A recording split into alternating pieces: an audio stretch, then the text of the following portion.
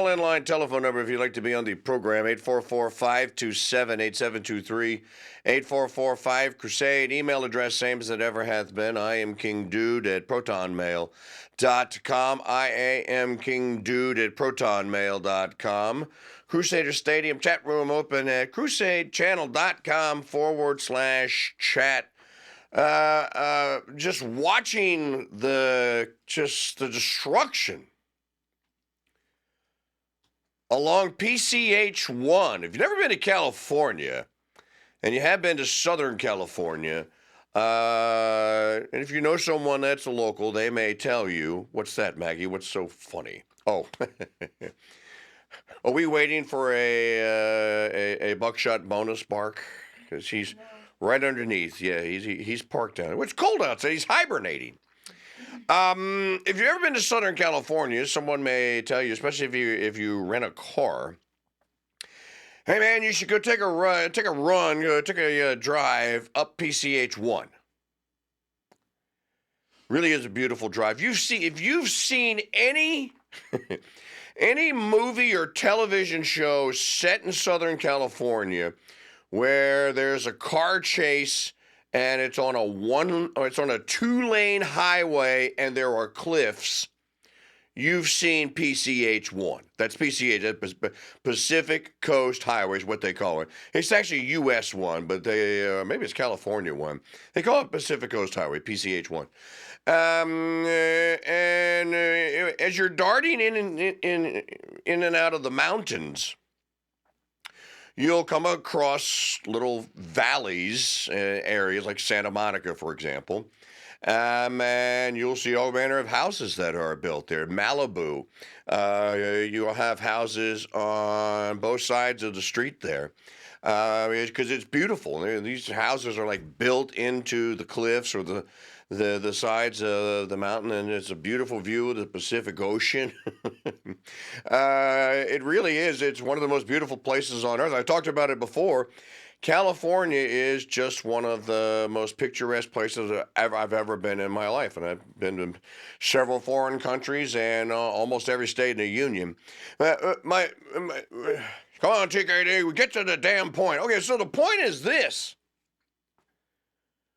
When these California leftard commies, and they are all commies, they are going to meet the full brunt and force of the hell they have created for the rest of California's citizens. They're going to have to go stand online, or someone that works for them, and they're going to have to apply for building permits to rebuild. And let me tell you what's going to happen. If they don't nip this in the bud, Andy, the environmentalist wackos, the snail darter huggers and the cockeyed woodpecker lickers and what have you, are all going to, this is going, as soon as the body count is done, and the fires are out and they're not smoldering and there's not smoke anymore, this is what's going to happen. They're going to go to Newsome, they're going to go to Gavin Newsome, and they're going to go to their precious pinko commie legislature, and they're going to ask them to preserve that land for the animals, you see. For the environment, because it's such a pristine, beautiful environment. It never should have been built on to begin with. It is so lovely, and the animals and the flora and the fauna, they just flourish and stuff here. We never should have let man, you see what man did? Man came in here, screwed everything up and poured concrete, built houses, and messed with the environment to the point where wildfires, environmentalist wackos, are ultimately going to say that this was Gaia's revenge. This was climate change destroyed Earth's revenge. And you jackasses, this is all your fault. You shouldn't be allowed to rebuild. Mark it, dude. You heard it here first. So Adam Carolla, the comedian, is out there. It's a very funny bit. I can't play it for you because it's laced with profanities. But Carolla is a Californian, so he knows a little bit more about this than I do. Carolla's like, he's like, you don't understand. It took Bill Maher 1,000 days to get a permit to put solar panels on his roof in Beverly Hills.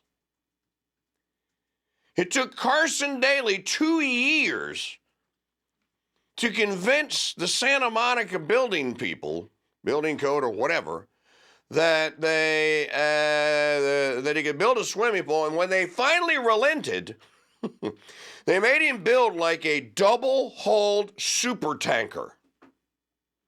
Well, why is that? Well, like you see, and stuff, you're gonna have like chlorine water and stuff in your pool. And Carson Daly's like, well, actually, it's going to be a saltwater pool. Well, whatever, and stuff. It's not like natural. Saltwater's not natural. It's just shut up, Mr. Daly, and stuff.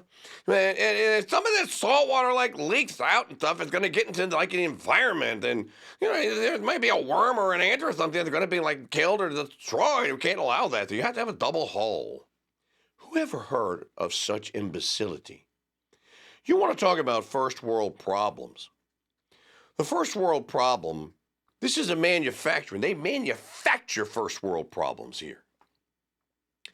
So while we acknowledge the loss of human life, while we look at just how the beauty that is Pacific Coast Highway and the surrounding areas are just being torched and burned and destroyed, know that the people that lived in those houses elected the governing class that are at least partly responsible for this. Elected them? They didn't just elect them. They financed them. Financed them, promoted them, housed them, elected them, promoted them, stood by them.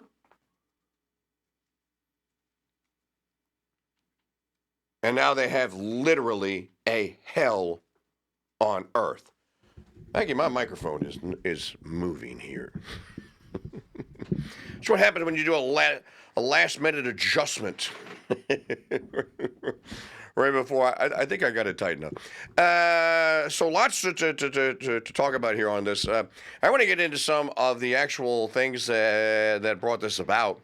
Gavin Newsome is directly responsible for at least 4 of the conditions that have led to the state of affairs that Southern California finds itself in. You get actor James Woods out there going, let me tell you, a-hole, something.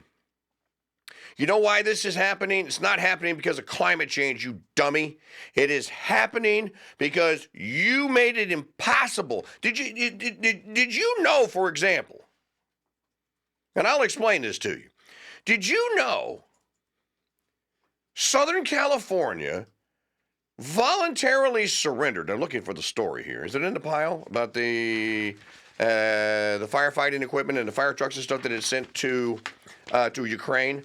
Southern California here. LA already shipped firefighting equipment. Well, there's a bunch of stories that are similar. Los Angeles.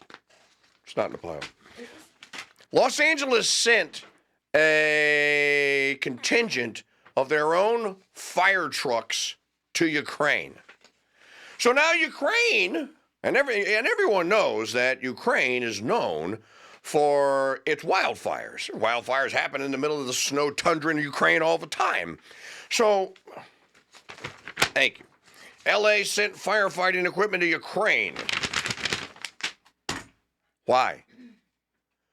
Well, because they're like, we have bold, like gold and blue, like stripes and stuff on our social media. We have to help these people. Yeah, fires, that's a huge problem in Ukraine. Glad you snuffed that one out. Folks, at the end of the day here, I think you can sum up the entirety of what is happening in the State of the Union that is the most blessed for natural resources. Prior to the Marxists moving in the 1950s, taking control, and by the early 2000s, making it so that no sane individual can ever be elected to a statewide office. The state of California was blessed with the greatest topography, the greatest natural, the abundance of natural resources. You have the ocean here, you have mountains here, you have desert here, you have the just pastures in miniature or a small ecosystem almost like rainforest on the eastern side of the Shasta and Sierra Nevada mountains. You ever been there? You've seen it? You know what I'm talking about? There's almost nothing that won't grow in California. Look at the northern part of California, San Jose, Cupertino. What has largely become a San Francisco is the tech capital of the world. They call it Silicon Valley. Every genius on earth lives there. You supposedly have the amalgam or the gathering of the smartest, most accomplished, most genius people in the history of genius people. Look at all that God blessed California with. And look what they did with it. Look what they did with it. You know, folks, it is so bad. If I was a progressive, I would seriously be considering calling a suicide hotline. I would, relative to Jim Jones, can you tell me how did he make that Kool-Aid again? They may be organizing Kool-Aid drinking parties. Joe Biden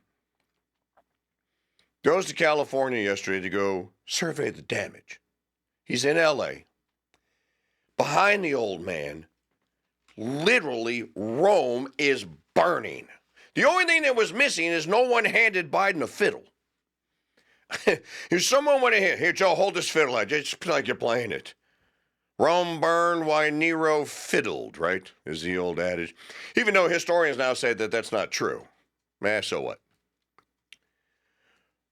And what does Biden bring to Southern California? What does he bring to L.A.? What message of encouragement and solidarity? What message of can do it is we are going to rebuild?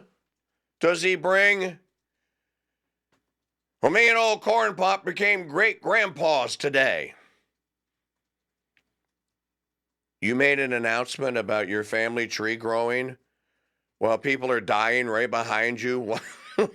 Entire life's works are being literally right behind you. I mean, you pan the camera right behind Biden, and Southern California is on fire. This is the state of one of the two political parties in the United States, the Democrat Party, finds itself today.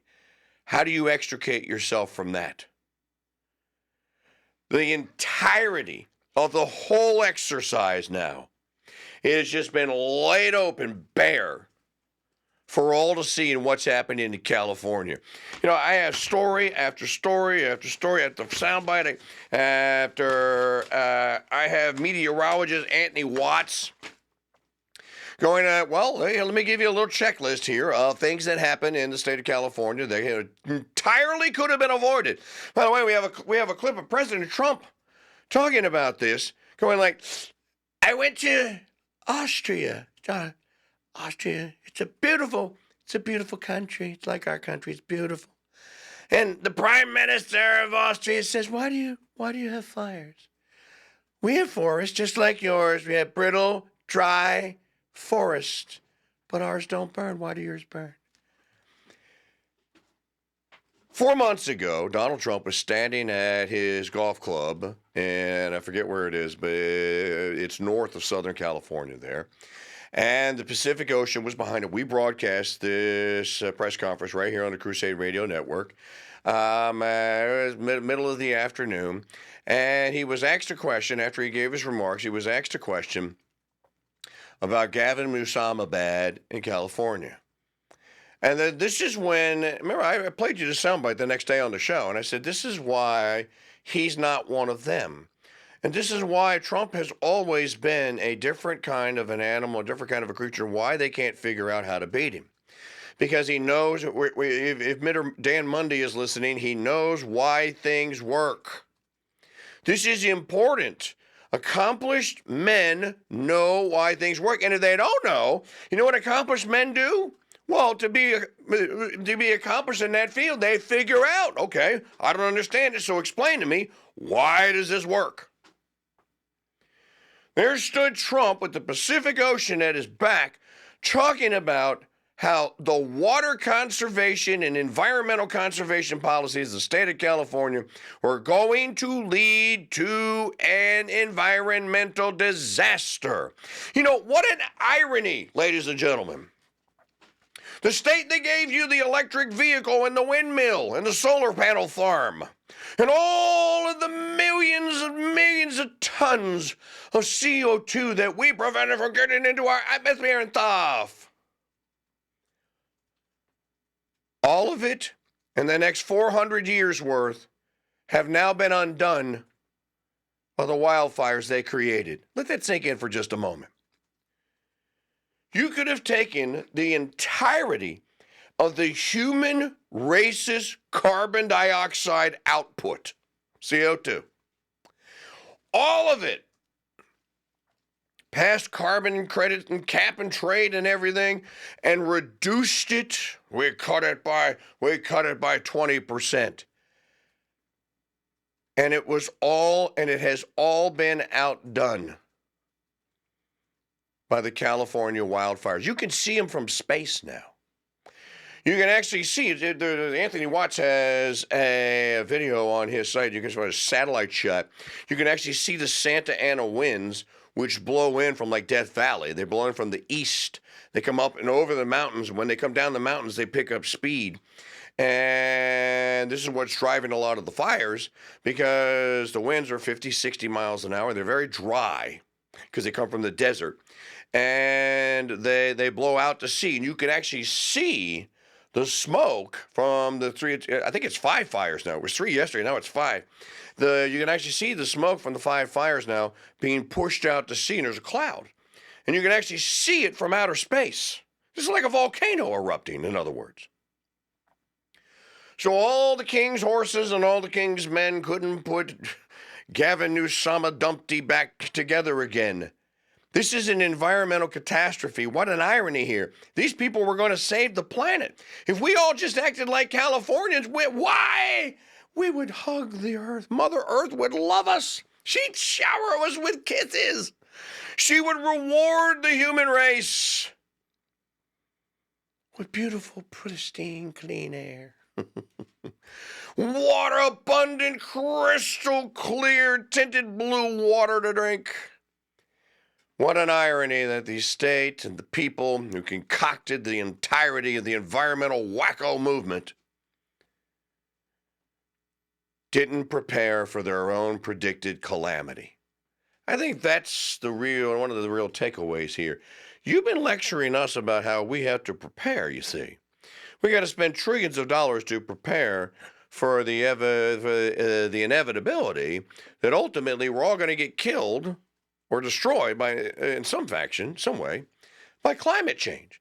So we must prepare the way for the damage that's going to be done by climate change. Did you guys, you're the smartest people in the world. Did you not predict? Did you not think that, let's just say that you're right for a moment. You're not, but let's just say that you are for poops and giggles. Let's just say that you're right and that this is a climate change disaster, the California wildfires. Well, what was your plan to deal with the climate change disaster? You've been running around out there like the proverbial prophet Cassandra, screaming that the end is near, the world's coming to an end, the earth will have her revenge and what have you. Okay, well, here you go. Here's Mama Earth exacting her revenge. Oh, she started with you. This is the thanks you get from Gaia, from Mama Earth, embracing you, going like, thank you so much, sons. Thank you so much, my commie sons of California, my socialist sons of California, for saving me. I don't have any use for you anymore. Just take the flamethrower from the wildfire volcano. Is that not an irony of all ironies? There is also something else here that I was thinking about this.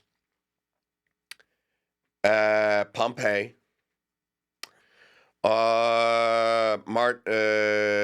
Saint Pierre, and Port Royal. Remember the Sodom of the Caribbean? Remember how it was wiped out like in a day by a volcano? Is there some is there some spiritual, biblical event happening here? You know, these people are famous for a lot of things. None of them are good for kids. Sometimes there are things that I see that happen out there on the Crusade Radio Network that just are distressing. And I want to internalize them and go come on, dude, suck it up, get back out there and kick that ball again. You don't let Lucy pull that football away from you. Here's one of them. Perhaps you're watching today on the YouTube stream and you just happen to pop in there. Maybe it's the third time you popped in and we're like, okay, this guy's mildly interesting. No, this is the most interesting and authentic radio morning show on air anywhere in the United States. Mark it. But you didn't tap that subscribe button down there. We started the day yesterday at 1,798 organically obtained subscribers. And I went I'm going to promote subscription, but you know what? It'll happen. I don't even need to do it. It didn't happen. I thought, I would come on. Hey, we just crossed the 1,800 mark. Didn't happen yesterday. The meter is stuck at 1,799. It's like a bad taxi ride with a terrible driver who speaks a foreign language and smells and won't roll the damn windows down. You ever had one of those? I have. You know what I'm talking about? One of those, thank you for getting into my cab, sir. Please make yourself comfortable at your destination. It's put into the ways and have. And it closes the window. And you're going it's 94 degrees outside. There's no AC in here. This dude's driving with his window down. It's hotter than Hades, and it smells like bad Middle Eastern spices mixed with sweat, feet, and throw up. You ever had one of those cab rides? Yeah, I have. So tap one of you. Just fall on the sword. I don't even care if you never come back again. Call Aunt Mamie up and tell her, hey, Auntie, will you go to Crusade Radio Network on YouTube? Yeah, I know you don't like the guy. Just go find the show and just hit the subscribe button so we can shut him up. So we say he's not stuck at $17.99 anymore. Okay, enough of that. 844-527-8723, the call-in line telephone number here. Phones do work. Somebody asked me the other day, do your phones really work? Yes, the phones really work. Well, how come people don't use them? I don't know. Why don't you ask them? Why are you asking me? I just produce the stuff. I can't make people call. L.A. sent firefighting equipment to Ukraine. Biden preps handout. Is there no damage this old man won't try and extract from the American people before he is finally, not figuratively, but literally put out to pasture? He's locking all this coastal area up. We're not going to allow drilling here. I have a problem with this to begin with. And it goes all the way back to an old dispute in the 1950s over where does the line, you people that are in the marine industry that navigate or work aboard or with, in some fashion, sailing vessels, tell me, where is the international waterway boundary off the coast of any state? How far out does it go? Now, most people will probably give you the answer well, come on, take it. Everyone knows it's 10 miles. No, everyone doesn't know that it's 10 miles because it just depends on where you're at and what country it is. Now, the law of the sea treaty was supposed to solve this and was supposed to make one international boundary that would say that when you're off the coast of Libya, for example, if you get inside of 10 miles or 35 kilometers, whatever the number is, that, okay, now you're in Libyan water, not international water, right? And there's a big difference there because different laws will apply. Well, how is it that the federal government of the United States deigns to claim that it owns oceans? Wait a minute. You own the ocean? You know, Trump's out there supposedly going, it's a national security concern. We're going to take Greenland. Okay, well, at least he's acknowledging that he has to buy it. Can someone tell me what real estate agent you go to buy an ocean? I'm serious. Hey, ERA Realty. Yeah, I want to buy the Pacific Ocean. You want to buy the Pacific Ocean? Well, not the whole thing, but, you know, the area that's off the coast of California, Washington State, and Oregon. Yeah, give me 500 miles out. How much is that? There was a dispute in the 1950s over the Gulf of America. I'm not calling it the Gulf of Mexico anymore. As far as I'm concerned, it's the damn Gulf of America. And you know what? Mike Church, I told him, Mike, it's good, man. You can call it whatever Mike wants to call it. What do you want to call it, Mike? I want to call it the Gulf of Louisiana. No. Scratch that. Screw that. The Gulf of... wait a minute. I have it. I got it. I hereby dub thee the Gulf of Acadiana. There you go. In the 1950s, when it was discovered that there was oil beneath the surface of the Gulf of Acadiana, and offshore oil exploration began. Well, the question arose, well, how far off the coast of Louisiana is Louisiana water, and Louisiana will issue the permits to collect the taxes, obviously, and regulate, hey, don't spill any in the water, right? How far off the coast of Texas is Texas? How far off the coast of Mississippi, Alabama, Florida, et cetera? Well, there was a dispute. It was a Supreme Court case. It was like settled in 1958, somewhere up in there, I want to say. The federal government sued Louisiana and sued Texas, claiming that the boundary that we had claimed, which was where, now get this, the territorial waters of the United States. I'm going, you can't claim waters. The hell is wrong with you? That the federal government of the United States claimed that all of the Gulf of Mexico, the Gulf of Acadiana, belonged to us. Unless it was off the coast of Mexico, then it was theirs. And so if you went 50 miles out, like the Deep Event Horizon, for example, 50 miles out into the Gulf, you were no longer in Louisiana waters, supposedly, or Acadiana waters. You were now in the Gulf of Acadiana. And now the federalities swooped in and give you all kind of regulations, and then they and they alone can tax it. And that's what happens. You drill for oil or natural gas out beyond where the shelf extends of your state. Now all of a sudden the federalities are taxing you. They're taxing the oil company for the privilege of extracting stuff that they claim is theirs. And I still don't understand. And I don't completely understand how this is claimed. Subject for another day on another show. We'll talk, but back to the point. Texas claimed that its waters extended out, and forgive me, it's been a long time since I read the case. I don't remember how many miles. I want to say it was 25, but at this point I'm just guessing. Let's just say 25 for argument's sake.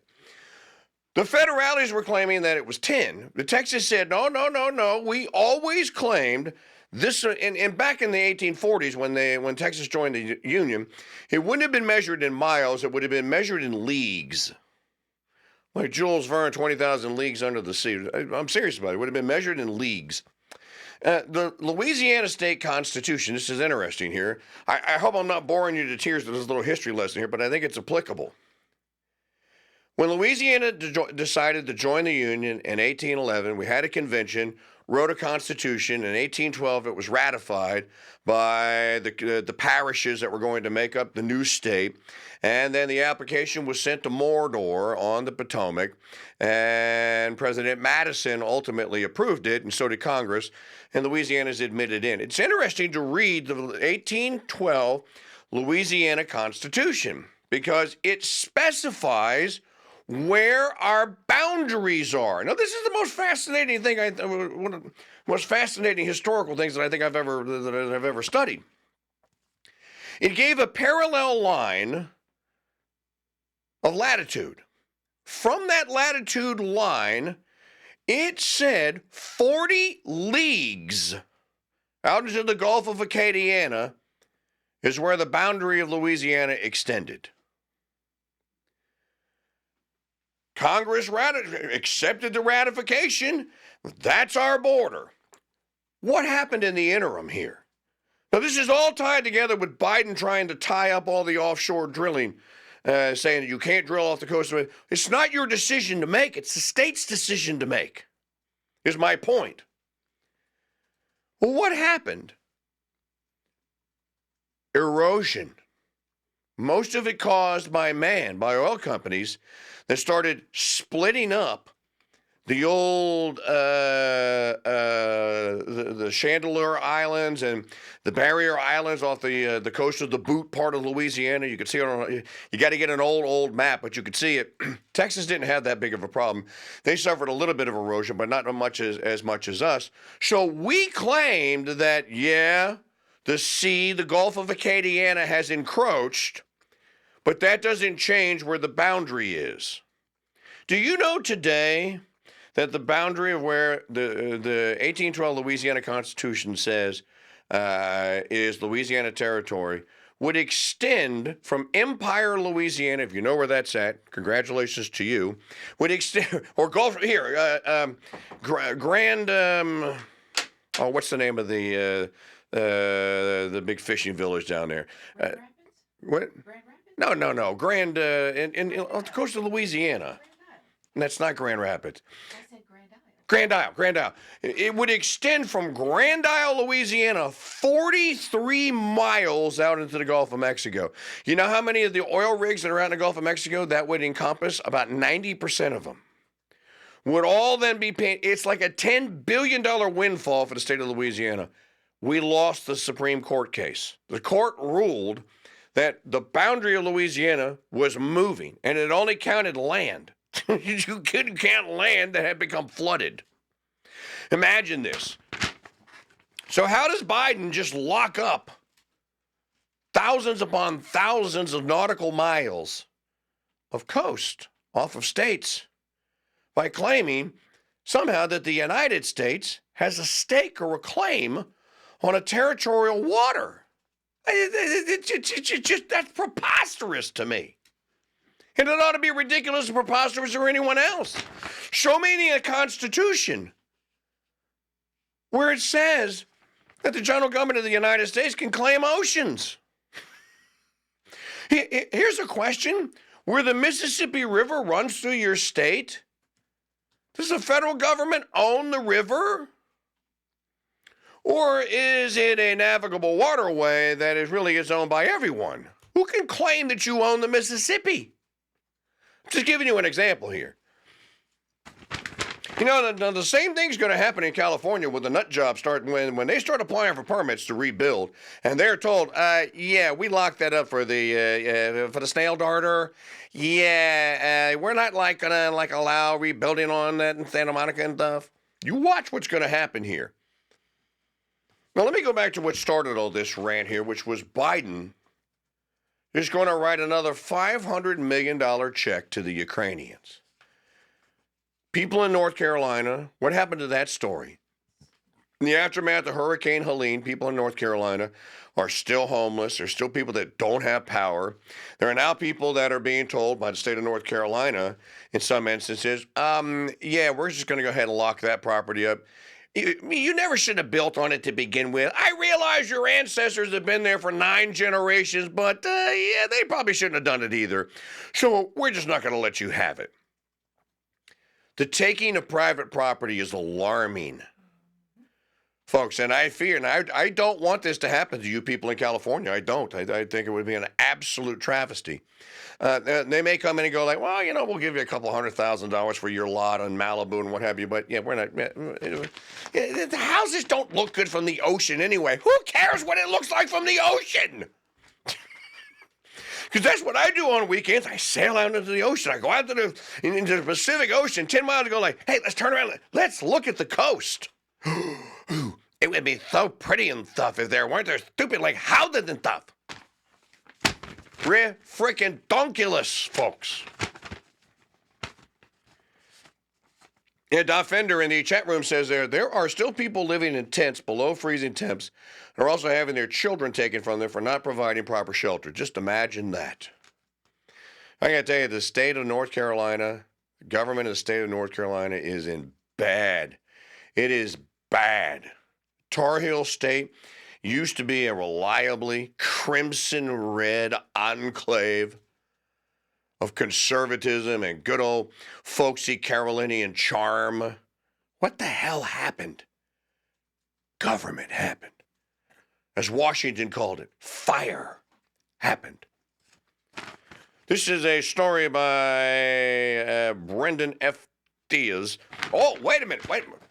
Want to add one more thing to you people that are watching or listening on 990 AM WGSO in New Orleans. You're going to want to catch the second hour of this program because I'm going to talk more about H-1B visas.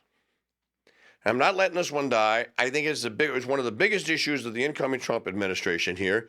I am disheartened that Trump seems to agree with Vivek Magaswamy and Elon Musk on this. That, if we don't have millions, we need, they're talking millions of new H-1B visa applicants here. Well, we're going to lose the AI race. Oh, well, I hope it was cold milk. I don't care if we lose the AI race. Do you? We're going to lose the space race. Space race to where? Elon Musk has like almost 2,100 satellites that are registered to Starlink orbiting the Earth. I think the United States leads the world in satellites. I don't think we're going to lose the space race. Yeah, but if we don't have the Indians come over here and teach us how to do rocket science? Are you insane? Do we not invent this thing called the Saturn V rocket and fly it 8 times? No, not 9, 10 times to the moon? There was a story that aired on the last episode of 60 Minutes. I didn't see it, but I've seen the highlight reel now. That details how average, ordinary Americans working in office jobs, not high tech, office jobs, are being told that in 3 months' time, when the Vivek Magaswamy and Elon Musk tsunami of H-1B Indians hits, that they're fired. Here's the kicker. They're being told that they have to train their Indian replacements.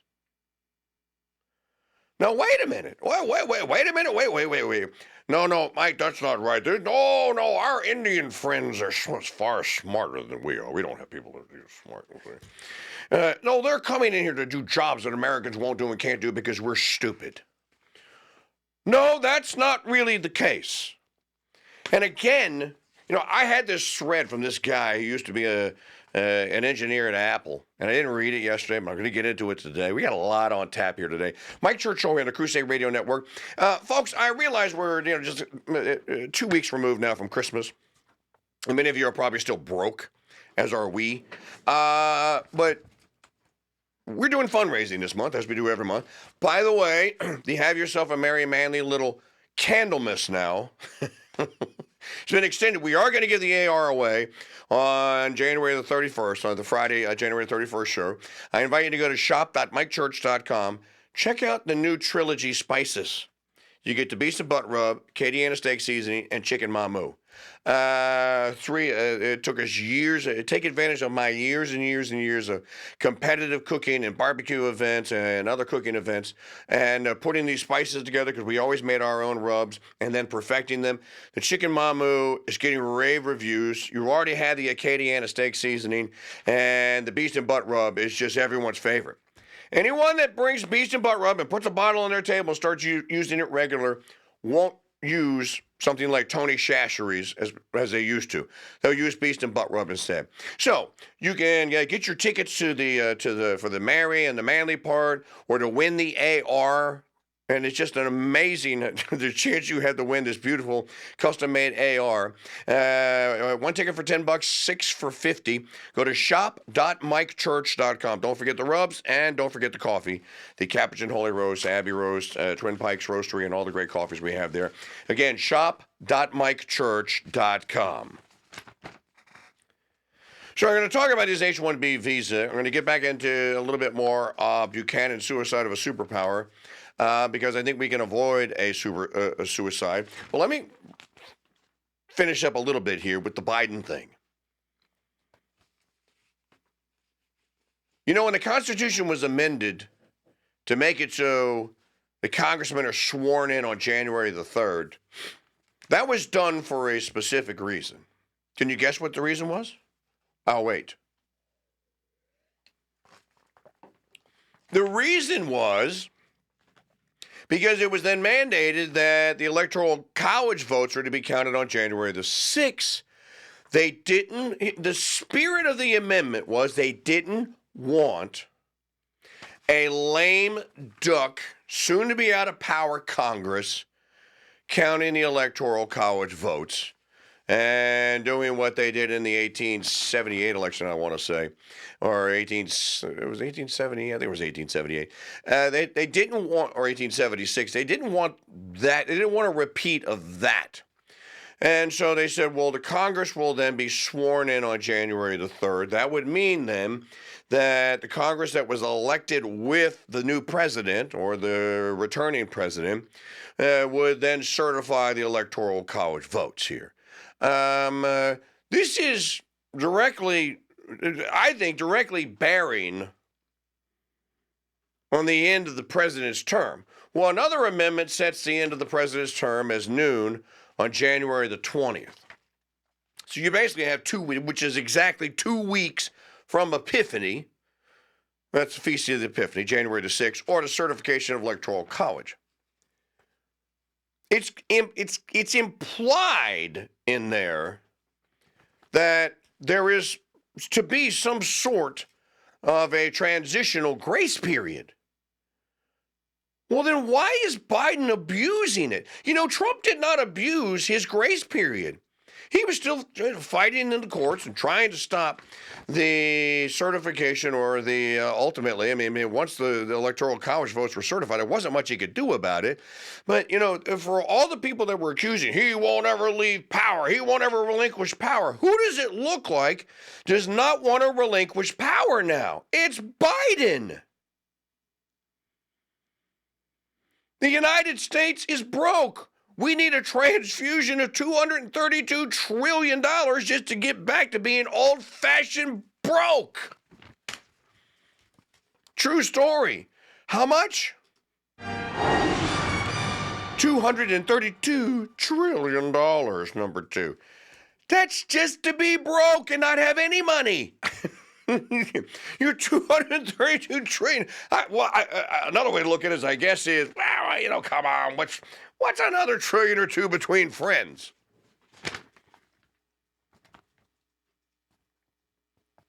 The story says that Biden is prepping a $500 million transfer to Ukraine. Now, I want to know why the Zion King Congress isn't going to intervene and go like, dude, you can't do that. Only we can appropriate the money. A new Congress is here. Stop.